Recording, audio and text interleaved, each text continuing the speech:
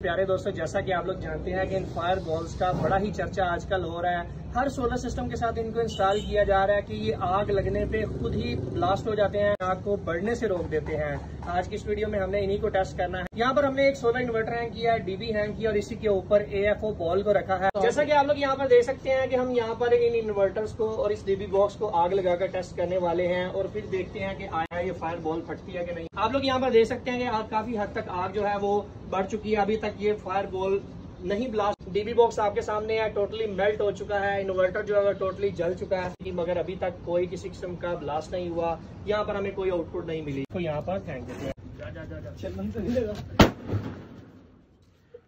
Fire के अंदर इसको फेंकने से अभी जो है इसके अंदर से एक बड़ा ब्लास्ट हुआ है। इसके बाद हमें ये हमारी जो फायर है वो टोटली खत्म हो चुकी है और हर तरफ आप लोगों को यहाँ पर सफेदी नजर आ रही है जो इसके अंदर मटेरियल है। अभी मेरा यहाँ पर बोलना थोड़ा सा मुश्किल हो रहा है क्योंकि यहाँ पर थोड़ी सी